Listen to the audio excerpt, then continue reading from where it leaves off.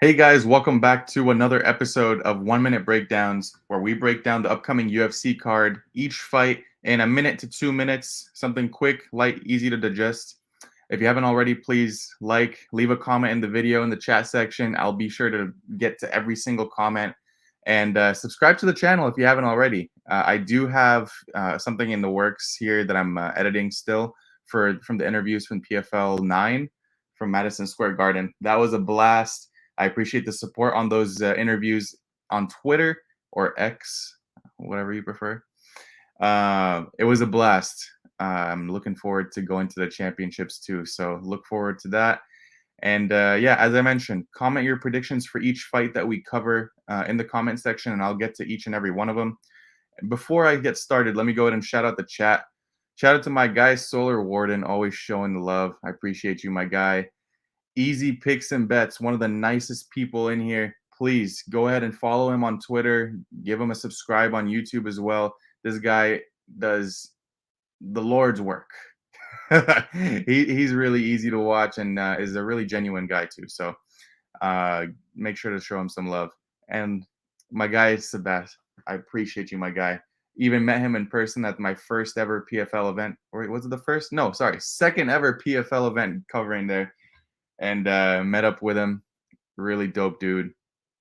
Shout out to Sophie. Yes, man. We will go ahead and cash tonight. I have a good feeling about this event. Tell me Caceres wins a round. You know, it's possible. It's possible. But without further ado, let's go ahead and get these breakdowns started, shouldn't we? First fight of the night at 2 a.m. Pacific Standard Time. It's going to be Sungwoo Choi going up against Jarno Aarons. Sungwoo Choi is going to be the older fighter by 2 years. He's going to be a taller by 1 inch and will also have an inch and a half reach advantage. So I'm going to keep this one short and sweet. I think the Choi KO is likely here. I know his chin is a concern. I know that last fight against Trezano was very concerning. The guy doesn't see left hooks. It's just not in his vision. I don't know why he doesn't see it. He always leaves his hand down. But Aarons doesn't really present too much power threat on the feet.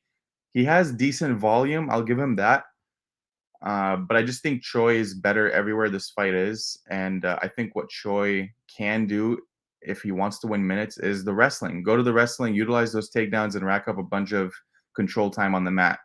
So I think the Choi money line is a decent parlay piece. I'm not going to say it's excellent by any means, just given the chin. But I do like him in this matchup, and I think it's a favorable one to him. Also, he doesn't have to travel here. Next up, we have the Twitter talk of the week. Just kidding. Na Liang going up against JJ Aldrich. JJ Aldrich, the older fighter by 3 years. Both fighters are the same height at 5'5", and both fighters, or well, actually, JJ Aldrich has a 0.2 inch reach advantage here. I mean, we know Na Liang. She will give you everything, fireworks for 4 minutes, and if she does not get it, she will not get up off the stool in the intermission between the first round and second round. She's dangerous in those 4 minutes, though. She throws with absolute heat and can throw up her favorite submission, which is the armbar from any position. But after that first round, if you're looking to play Liang, pretty much play her round 1.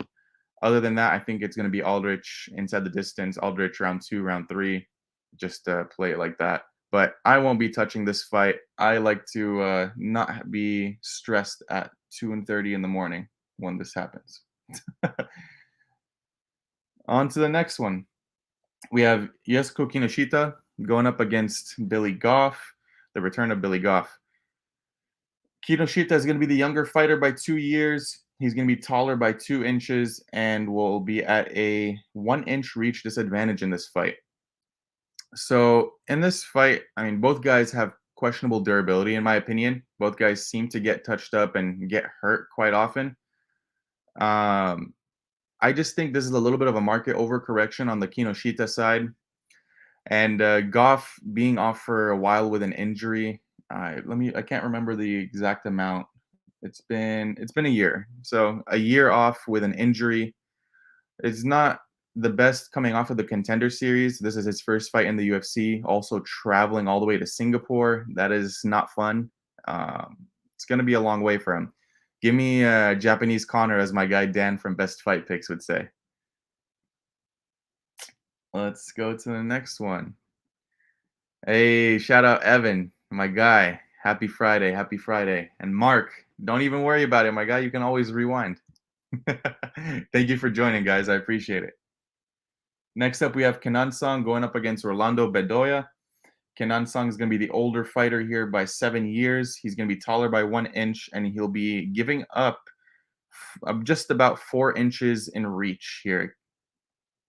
And if you guys all remember, Rolando Bedoya is the guy that fought Chaos Williams. I believe it was on short notice, and ate every single punch that Chaos threw at him and dished out even more.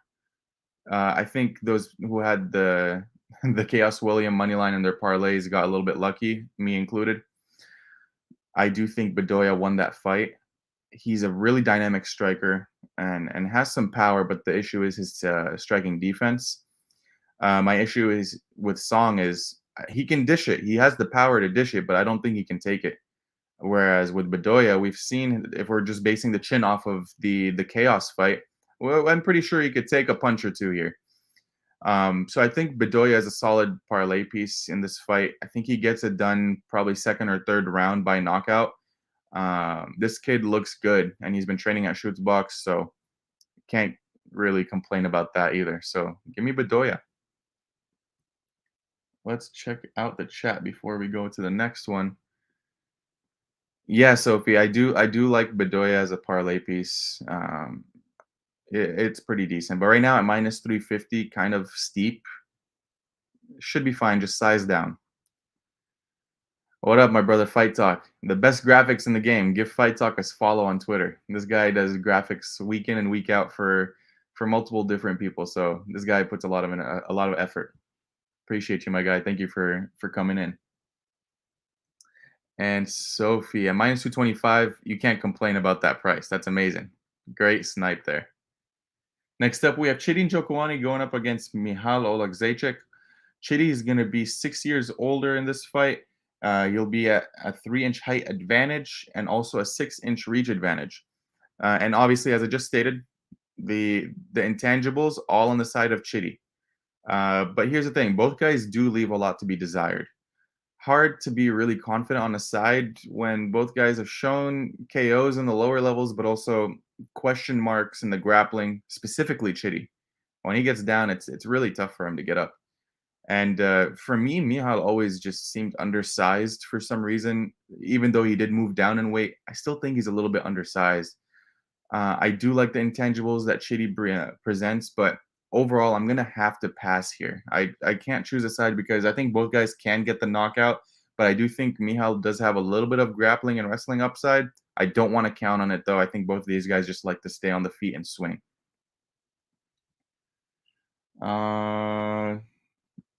Let's see the chat. Bedoya over 62.5 significant strikes. Here's the thing with that one. It could end early. That's my fear of that 62.5. If you were to guarantee me that this fight goes 2.5 rounds, then yeah, for sure. Or 2 rounds even. I think that'll be fine. But something about it is telling me this is going to end pretty early. I think Bedoya is going to have a really nice coming out party with this fight. Bedoya, Nakamura, Holloway, 100 unit max. Oh, full send, full bankroll. This is not financial advice. Next up, we have Toshiomi Kazama going up against Garrett Armfield. Toshiomi Kazama and Armfield are both 26 years old. Armfield is going to be the shorter fighter by 1 inch and will be at a 1-inch reach advantage in this fight. Very hard to really say to pick a side in this one too, just because both guys don't really set themselves aside in terms of volume, power, or grappling ability. Really, I see that a lot of people took the Kazama side, and yeah, dog money at plus 150. It's not a bad look. I do think he can keep this fight close, and I do like his striking quite a bit. Has some decent submission game, but I'm not really going to count on it. I would rather stay away from this fight. The key to sometimes in these matchups, if it's too close and too hard to read, especially with these road to UFC guys, you probably want to stay away. just so you don't burn yourself. Yeah, you could make some money on it, but mm, do you really want to put yourself in a really like unconfident position? Probably not. Otherwise, if you do have a confident take on it, by all means. I just do not. So moving on to the next one. Waldo Cortez Acosta versus Lucas Bresky. Both fighters are 31 years old. Both fighters are 6'4", and both fighters have 78 inches of reach. I don't think I've ever seen this in my life. Interesting. How I see this matchup is here's the thing. Acosta, we've seen him. He's very liable to get kicked all night long, calf kick after calf kick after calf kick, and it'll immobilize him. He doesn't really carry power, while Brzezinski does carry some power and he can threaten that kicking game. The one issue with Brzezinski is the cardio. I don't really like his cardio at all. Acosta has really good durability unless he's stopped by kicks, which hasn't happened yet. I could see that happening in the future. I think I'll throw a shot here on Brzezinski by decision. Just leg kick volume, and just keeping himself out of harm's way. I don't think he gets knocked out here. But I could be wrong. This guy hasn't shown the best durability either, but does really push through. So yeah, I think Brzezinski decision is a decent line. We just have to see. Yes, Waldo at 61.5 is a great bet because you know this guy has durability and he doesn't really have the power. He usually does go all 3 rounds. And Brzezinski is, I hate to say it, but like a punching bag. So I do like that a lot, and I hope you cash that, my guy. Next up, we have Junior Tafa going up against Parker Porter. I was about to say Justin Tafa. And Junior Tafa is going to be the younger fighter here by 12 years. He'll be the taller fighter by 3 inches and will be at a 3-inch reach disadvantage. So I've seen a bunch of different takes on this fight. I just personally think the market's respecting a guy like Porter a little bit much just because of the disposal of Braxton Smith last time out. I think Tafa has the power to shut his lights off, but obviously the big hole in the wrestling and grappling department is a concern. Tafa KO or Porter by sub or decision is probably the way I would look at this fight. I don't feel very passionate about either side, but I do think Tafa does end up getting the KO in round one. And I haven't sprinkled anything on that yet, but it's a possibility. But yeah, I do think Justin Tafa has the tools to knock out Parker Porter and stay out of danger. Just stay off the mats. Next up, we have a fight that I'm really looking forward to. This is one of my favorite fights on the card. We have Aaron Blanchfield going up against Tyler Santos. Aaron Blanchfield is going to be the younger fighter by 6 years, will be shorter by 2 inches, and both fighters have the same reach. Blanchfield is likely the better striker of the two. He's a lot faster on the feet. We saw the hands against Jessica Andrade look beautiful, and will definitely be the better wrestler in my opinion. I overall would play Blanchfield at anything under 65% to 60% implied. Blanchfield ITD is another way to play, just depending on the line. But I just think Santos leaves a lot of holes to be desired in the striking and is more of a positional grappler than a submission grappler. And that's not really my cup of tea. I do think that Blanchfield's submission game is elite. Her jiu-jitsu has been evolving fight over fight. We've seen it. And I do think that she wins this fight pretty handedly, probably late round 2 or round 3.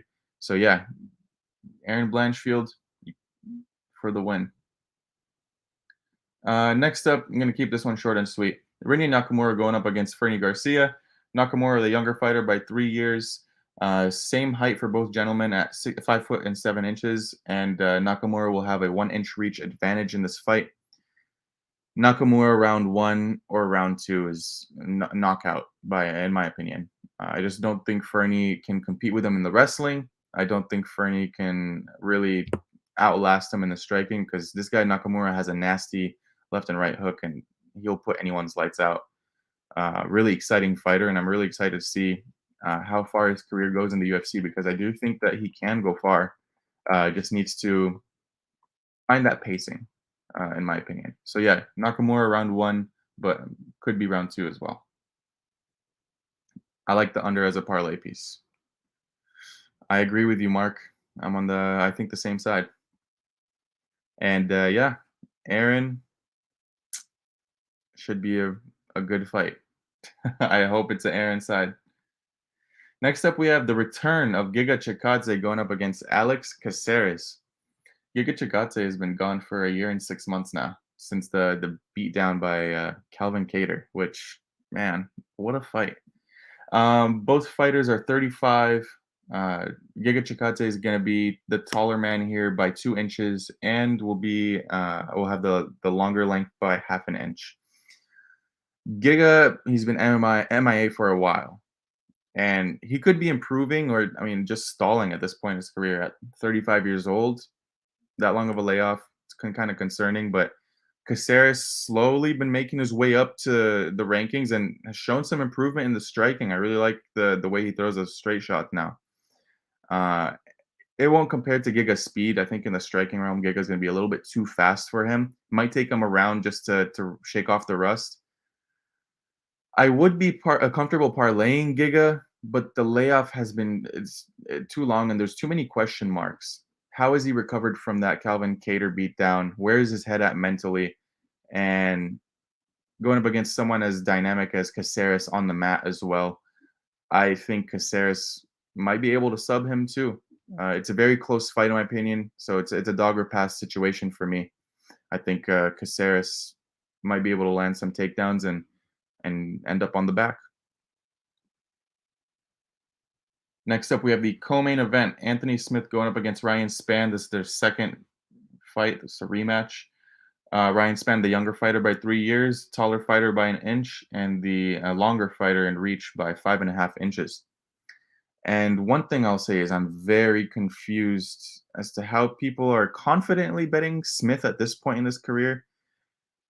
With all due respect, he just looks a little bit washed, and he's going up against a really big hitter in Spann. I know he really put him out in that first meetup, but Spann isn't the easiest to back here. I understand his IQ and mental lapses are a concern. I just feel like all he needs is 1 to 3 clean shots and the fight is over. Um, this is a Spann or pass for me, a Spann ITD if you want to get closer to even money, but it's just like, do you want to really trust Spann? That's the big question. We'll see. Should be a really fun fight, though. I think it ends pretty early. And last but not least, we have the main event of the evening. We have Max Holloway going up against Chan Sung Jung, the Korean zombie. Max Holloway, the younger fighter by 5 years, the taller fighter by 4 inches, and he'll be at a 3-inch reach disadvantage in this fight. I think Zombie is just a little bit done at this point. I know the last fight against Volk. I mean, it's Volk. He'll beat anyone in this division. But he looked really slow. He looked old. Striking, we wasn't throwing in combos, but that could just be a byproduct of it being going up against Volk. But Holloway is pretty much, he would be the champion if Volk wasn't in the division. I'll just say that out there. I think Holloway is going to just out volume this guy and possibly finish him late. I think Holloway round 3, round 4, round 5, or decision. I know some books have those kind of props. I'm not opposed to that. I can't get that personally. But yeah, that's the look and the way I would be looking towards this fight personally. So yeah, Holloway, and by whichever way he wants, pretty much, with all due respect. But yeah, guys, that is the card. I appreciate every single one of you guys for joining, and I appreciate you all for being active in the chat. It's been a nice show, and it's been a quick one, 19 minutes on the dot. And that's with 2 minutes in the intro just talking about PFL New York. So yeah, look out for the full interview videos that's about to come by. And yeah, I will see you guys next week for another edition of 1 Minute Breakdowns. Until then,